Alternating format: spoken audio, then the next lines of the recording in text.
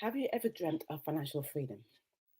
Today, I'm going to unlock the first steps towards building your wealth for a secure future.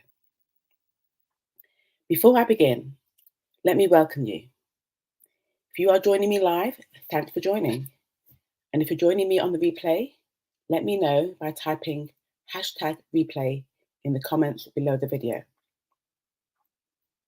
Hi, I'm Carol Simon, a former accountant with 30 years of experience turned digital entrepreneur.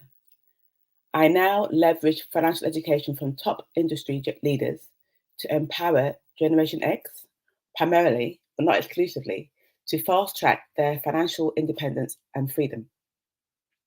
So if you were like me, stuck and unhappy in a 9 to 5, without a secure financial future, or worried about your pension not being enough, this today might just be for you. Because long lasting wealth cannot be built with a 9 to 5 employment. I'm an example of that. Most of the wealth in this world is created through business or investing, which is on the right-hand side of the cash flow quadrant. Now, if this is the first time you've heard of the cash flow quadrant, then I recommend the book of the same name, The Cash Flow Quadrant, by Robert Kiyosaki. It's a great read and you'll learn a great deal. And first of all, let me make it very, very clear that I'm not providing financial or investment advice in this video.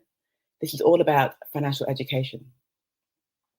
Because there are so many people who lose money because they make poor decisions.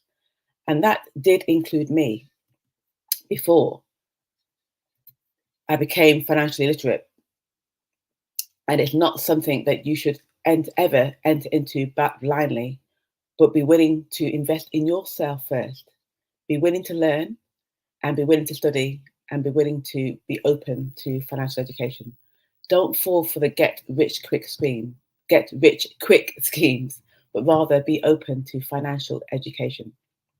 However, be aware that even the wealthy will lose, because even in the mainstream investment vehicles, they always say your investment could go up or could go down because there's always market risk. But if you're choosing to follow a non-traditional route, as long as you are educated and are willing to educate and to learn, there are ways that you can accelerate your financial freedom without a doubt. But do recognize that there is always a level of risk involved, but that's part of the game and it's a learning experience. Now, there are always 3 key steps to always take before you go into an investment, in my opinion. First of all, do your due diligence. Secondly, look to diversify. Never put all your eggs in one basket because different markets will react to different circumstances. So if one market is not operating, is going through a downturn, then if you have assets in an alternative market, you're still able to survive. And of course, the golden rule, don't invest more than you can afford to lose. But if you follow the 101 to investing, which is to pay yourself first, which is setting aside a fixed amount, whether it's every week or every month for investments, then you're never going to fall into the trap of investing more than you can afford to lose. And number 3 will always be covered. Now, there are 3 types of investors. I will refer to them as type 1 investor, type 2 investor, and a type 3 investor.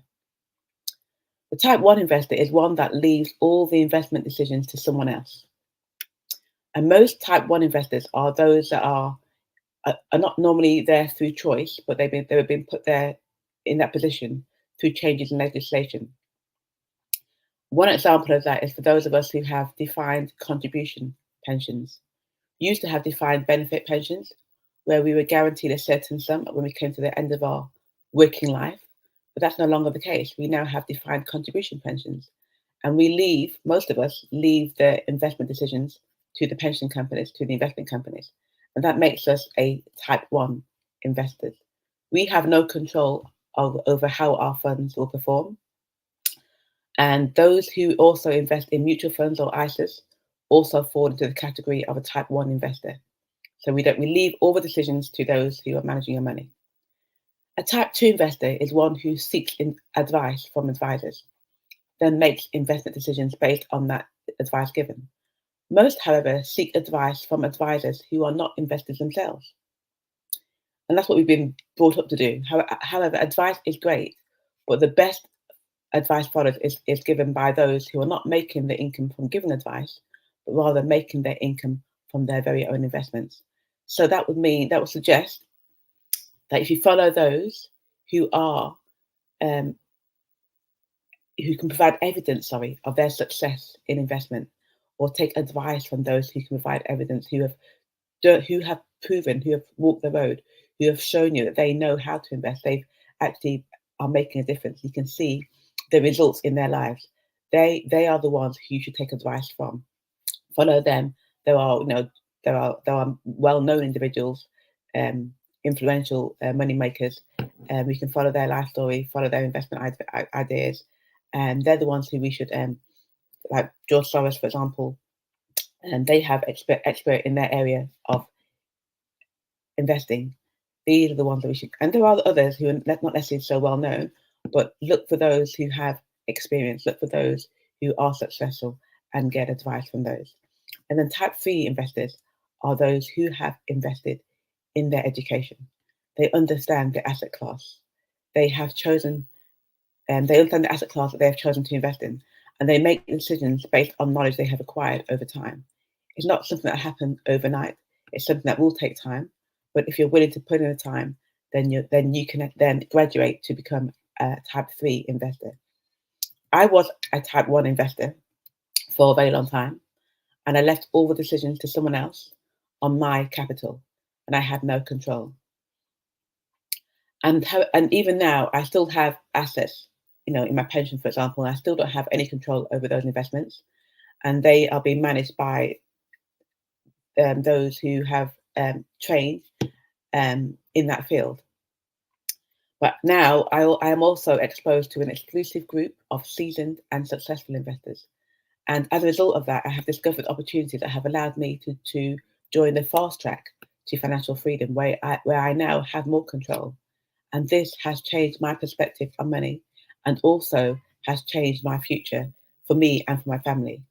Before education, I mismanaged my income very badly, always spending and saving just a little, but not investing. But now I invest, and now I understand the power of compounding, and how this can accelerate the accumulation of wealth. Now, I will cover more on the compounding aspect in my next Invest 101.